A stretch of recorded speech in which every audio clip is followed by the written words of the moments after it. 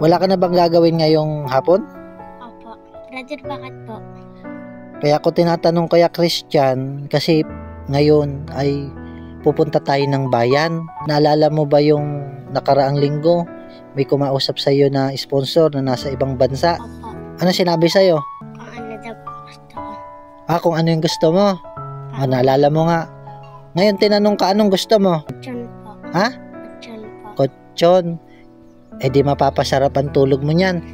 Brother, hindi lang po mapapasarap. Mapapahimbing pa po ang tulog. Ngayon din, pupunta tayo sa bayan. Bibilihan na kita ng kutsyon mo.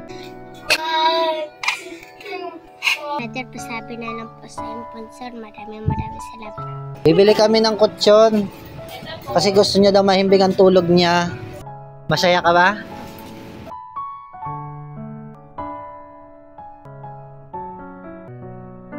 Maraming salamat po talaga. Ngayon lang po kami nagkaroon ng kutsyon. Ngayon lang kayo nagkaroon ng kutsyon? Opo.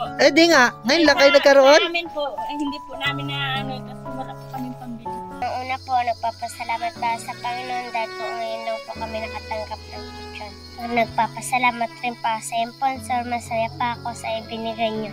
Hindi lang po para sa akin at para rin po sa akin mga kapatid. Sa mabait ko po sponsor, mahal ko po kayo, mag-ingat po kayo lagi.